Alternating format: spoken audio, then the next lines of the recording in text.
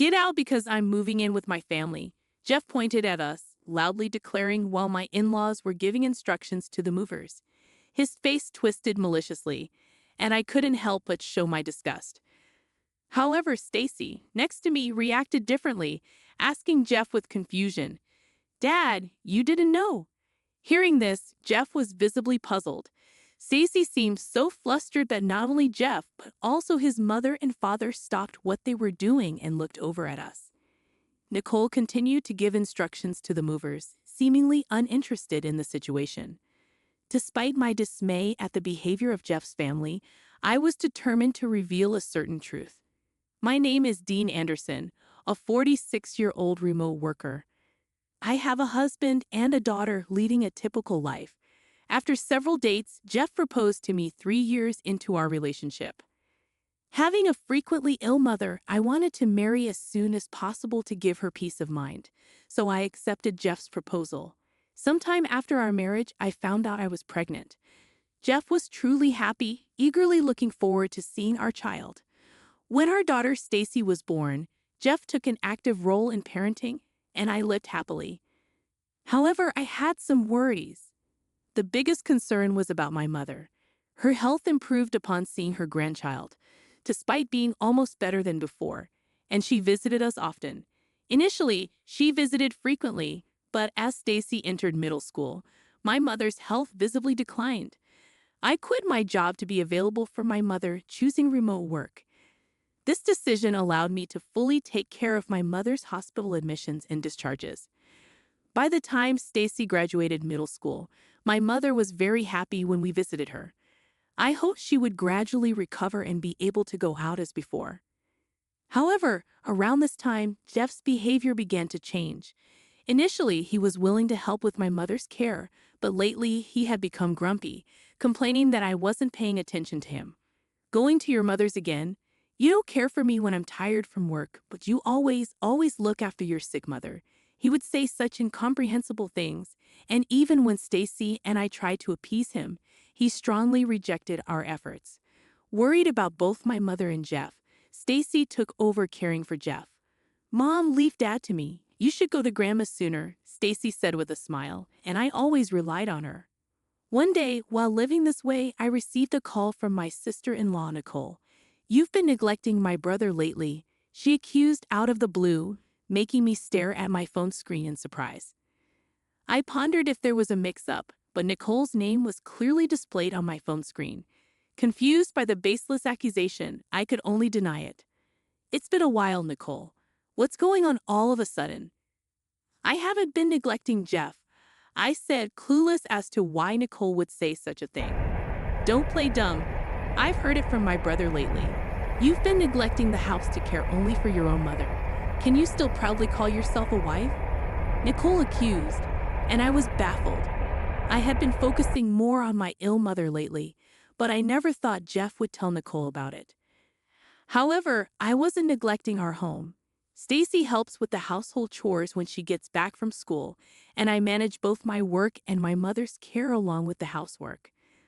Lately, I did feel like Jeff's complaints had increased, but they were about trivial things like wanting to eat at expensive restaurants or not liking the smell of the laundry detergent, things we couldn't do much about. I was not neglecting the household chores. Just as I was about to explain in detail, Nicole said something shocking. "Unfortunately, this has reached our parents too. Someday, our angry mother might come to scold you." Leaving me with those irrational words, Nicole hung up. Immediately surprised by the unexpected turn of events, I was speechless until Stacy spoke to me. "Mom, I'm home. What happened? You look stunned." Regaining my composure, I told Stacy, who had just returned from school, about the conversation. Stacy, too, was shocked and incredulous. Sighing in disbelief, she said, "Hey, Mom, there's something I've been thinking about for a while. Can I talk to you about it?" Nervously, I nodded to Stacy's serious request. Listening to Stacy's concerns made me feel truly disheartened. During a period filled with Jeff's nonsensical complaints and Nicole's harassing calls, my in-laws finally took action. One day after visiting my mother, I came home to find my mother-in-law cooking in the kitchen. Entering the living room, I was so surprised that I dropped my things and just stood there staring at her. Noticing me, my mother-in-law frowned and approached. "Oh, you're back. How's your mother?" "Well, have a seat." Feeling her irritation, I had no choice but to follow her past me to our living room sofa, where I received a lengthy lecture. Initially, she scolded me for my attitude towards Jeff and berated me for neglecting my household duties and making my husband do chores. However, I noticed some inconsistencies in her lecture and corrected her. "Mother, there are some misunderstandings. I have never made Jeff do the household chores. In fact, Jeff hardly helps at all. Embarrassingly, it's Stacy who helps me out." Hearing this, my mother-in-law suddenly stood up, pointed at me, and started shouting. "Do you think that lie will work on me? Are you saying that child is lying to me? What a terrible daughter-in-law. That's enough." With her face red with anger, she stormed out, leaving the stove on and everything behind like a tempest. I hurried to turn off the stove, so I couldn't chase after my mother-in-law. That day, Jeff was in a strangely good mood, almost unnervingly generous. He kept cutting me off every time I tried to explain. I attempted to initiate a conversation, and Stacy also appeared perplexed by the situation. We decided to remain silent and observe, not wanting to upset Jeff. For a few days, Jeff continued to be in a good mood without any issues. Thanks to that, I could take care of my mother without feeling uneasy. However, a few days later, my mother quietly passed away. Despite being engulfed in sadness, Stacy and I managed to get through the funeral and then spent some time sorting through my mother's belongings at her house. I had hoped for Jeff's assistance, but bringing it up made him sullen for the first time in a while. So Stacy and I proceeded with the task, and naturally, the house was filled with memories of my mother, making it difficult to make much progress. As each item reminded us of her, I reluctantly contacted Jeff, and despite his initial good mood, he suggested we stay the night at my mother's house. However, with Stacy's school and my work, it wasn't that simple. For the time being, I told him we would return home the next day and decided to rest for the night. The following day, after making some progress with the sorting, we decided to go back to our house. As we approached our home, I noticed a large truck parked in front of it. Wondering what it was, I realized it was a moving truck with Jeff and my mother-in-law directing the unloading. Confused, I ran up with Stacy to stop them. Jeff stepped forward, puffing out his chest as he noticed us. "You're back already. It's too late for you to return now. I'm moving in with my family, so you two need to leave," he declared loudly with a malicious twist to his face.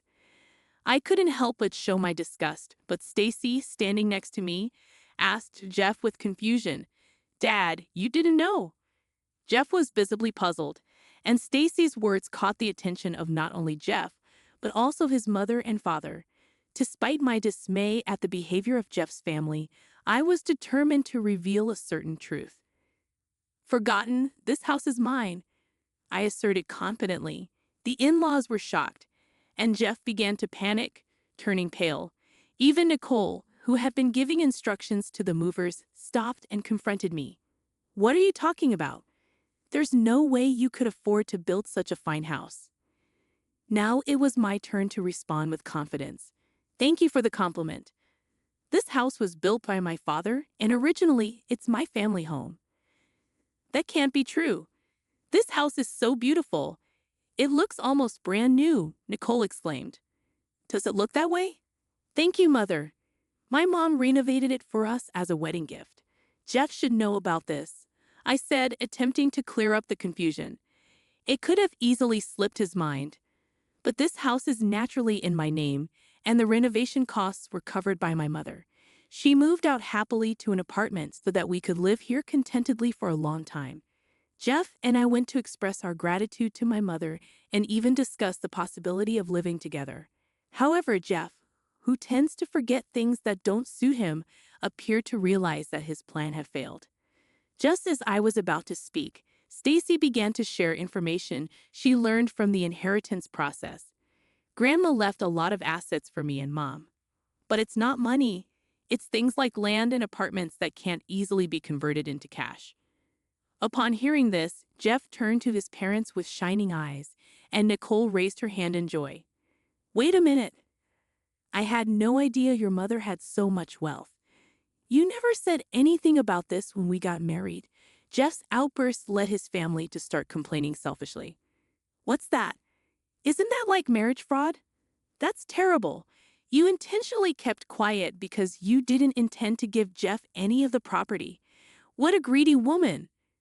From the conversation earlier, it sounded like only you two would inherit everything. My father-in-law, who noticed the most crucial part, looked at us, and I nodded clearly while explaining the situation. Yes, the inheritance is divided between Stacy and me only. Jeff gets nothing. We found the will while sorting through the belongings yesterday. Hearing this, Jeff's family turned red with anger, especially his mother, who was the most furious. This can't be allowed. We'll get a divorce, and then I'll make sure to get compensation from you. As his mother screamed in anger and frustration, I accepted her reaction without hesitation. Yes, I agreed to the divorce. The moment I agreed, his mother turned around and ran off, presumably to the city office, which is probably close by, to get a divorce form. Deliberately not stopping her angry departure, I watched her leave. As I watched his mother head to the office, Jeff grumpily asked me, "Hey, what are you planning to do now? Are you talking about the divorce or where you will live?" Jeff almost snapped at me, but I looked up at the house indifferently. "This house is actually already on the market," I said, surprising Jeff.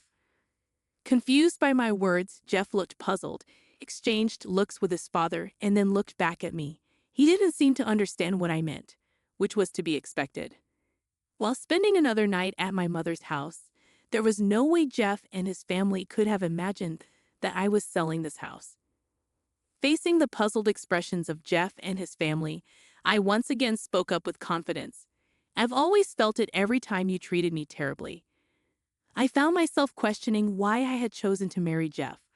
I had endured it for Stacy's sake, but even Stacy reached a breaking point, expressing that she couldn't tolerate it anymore. Confronted with this shocking truth, Jeff's face turned pale, and he looked at Stacy. In response, Stacy met Jeff's gaze firmly and voiced her thoughts.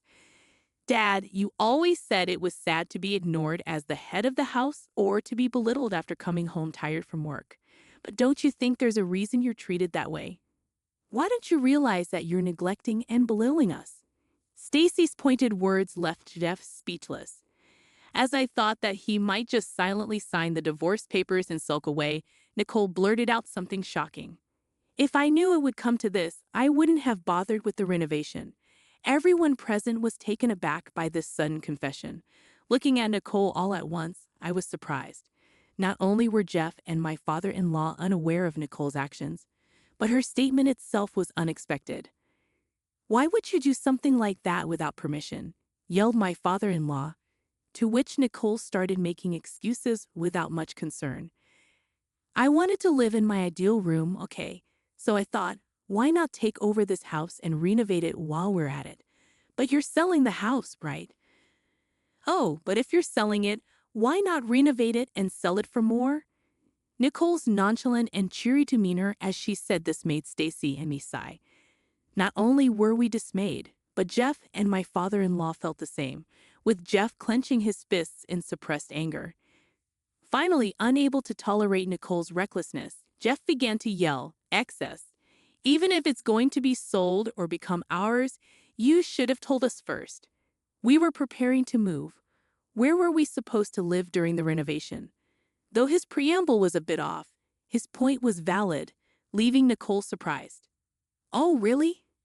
As Nicole responded, Jeff was about to yell again when we saw my mother-in-law running towards us from a distance. It seemed she had brought the divorce papers. "I got it. The divorce papers. Now sign it right here." Despite being out of breath and excited, my mother-in-law, who was handing me the divorce papers, was unaware of the commotion that had just occurred. But that didn't matter to me. I took the divorce papers from her and handed them to Jeff. "You write it. After all the times you've belittled me, you agreed to our divorce, right?" "No way." Jeff immediately refused, possibly because he knew about my mother's inheritance. However, I couldn't tolerate Jeff's behavior and his family's strange antics any longer. So I provoked him, aiming to get him to write the divorce papers. Changing your tune so suddenly? Seems like you've been in a good mood lately, probably thinking about taking over my house, right? Too bad. Even without my mother's inheritance, I had no intention of handing over this house. It's already planned to be sold. Either way, you'll end up homeless. At my words, Jeff looked bitterly at the divorce papers, trying to control his anger and calm himself. I knew too well the points that would set Jeff off. It might be a disgrace to you, but if you sign this divorce paper, I might feel a bit relieved. I figured that by demanding from a position of superiority, Jeff would easily be swayed to do as I wished. Given his condescending view of me, this statement was born from such thoughts, but indeed, it contained many of my true feelings. As expected, Jeff's face turned red with anger, and he snatched the divorce papers from my hand, starting to write immediately. If you insist so much, I'll give you your divorce. I felt a sense of relief at Jeff's hasty action. I had worried that he might reconsider and calm down, but Jeff was simple after all. After receiving the half-completed divorce papers, I filled in my part to prevent any further unexpected events and completed it. I then entrusted the finished divorce papers to Stacy and turned back to Jeff's family. All that's left is to submit this to the city office, so take all the stuff you brought in with you. Wait a minute. Are you serious? You said you'd feel relieved if Jeff signed the divorce papers. That's correct, but I never said I'd agree to the move. What about the renovation? Renovation? Unaware of the renovation discussed in her absence, my mother-in-law standing next to my father-in-law grabbed Nicole. After receiving an explanation, a big argument started, and while my father-in-law and Jeff tried to intervene, I attempted to leave with Stacy. However, Jeff and Nicole, determined not to let us escape, grabbed at us. But the movers, who had been watching the situation with dismay, stepped in to mediate. Amid the chaos, we heard the sound of police sirens. Protected by the movers, I looked around and noticed neighbors gathered, drawn by the noise. Seeing a police car approaching with its red lights flashing, someone from the neighborhood must have called them, and we felt relieved. But that relief was short-lived, as Jeff's entire family seemed about to attack us. Just in time, the police intervened, and we were safe. Despite being stopped by the police, Jeff's family's commotion didn't cease, and another officer had to escort us into a police car to calm the situation. Nicole, mistaking our being escorted for an arrest, attempted to throw belongings into the house and was naturally stopped by the police. With additional support arriving to finally quell the disturbance, as Jeff's family began to calm down, the police asked us to accompany them for questioning, leading to further troubles when either Jeff, Nicole, or both acted against the officers. They were arrested for obstructing official duties and taken away in police cars that had arrived for backup. Jeff's parents were also scolded by the police and taken to the station for questioning. From the police car, we observed the entire ordeal, providing a brief statement. Eventually, Jeff and I officially divorced. The process, initially resisted by Jeff even after signing the papers, was prolonged. However, thanks to a mediator, we were able to finalize it smoothly. Soon after, my house found a buyer, securing the money from the sale. Despite Nicole's push for a renovation, the house had already been renovated when my mother passed it down to me, and a buyer quickly appeared. Afterward, my in-laws were not prosecuted, but they couldn't return to the house I inherited, having sold their own house in anticipation of moving into mine. This left them without a place to live, and due to the commotion, they became outcasts in the community, struggling to find a place to belong. My claim for compensation further cornered Jeff's family. The incident became well known at Jeff's workplace, leading to a pay cut followed by his voluntary resignation. Now, he is working day jobs to make compensation payments to me and, for a short while, child support for Stacy. Balancing income and expenses is difficult, and he seems to be juggling multiple jobs to keep up with the payments. As for Nicole, After the dust settled from the incident, she continued working as a beauty consultant as if nothing had happened. However, rumors reached her customers, and eventually, upper management learned of the incident, leading to her dismissal. Despite once living a flashy lifestyle, her savings quickly dwindled. Like Jeff, she is now working multiple jobs to make ends meet, including compensation payments to me. Regarding my in-laws, there was some trouble after the incident, leading to their divorce. Now they are living separately. The mother-in-law, ostracized by the neighbors, was fired from her part-time job. The father-in-law, who planned to enjoy his retirement with his pension, had to allocate most of it to compensation payments to me and is now looking for work despite his age. They are each in a difficult situation, but this is their reparation to us, and I hope they take this time to reflect. On the other hand, Stacy and I have moved to a new house. Even if Jeff's family tries to approach Stacy's school, it's not an issue since she has already transferred. Continuing my work from home and thinking about spending peaceful days ahead with Stacy naturally brings a smile to my face. Feeling liberated from our past troubles, I plan to live happily with Stacy, just the two of us.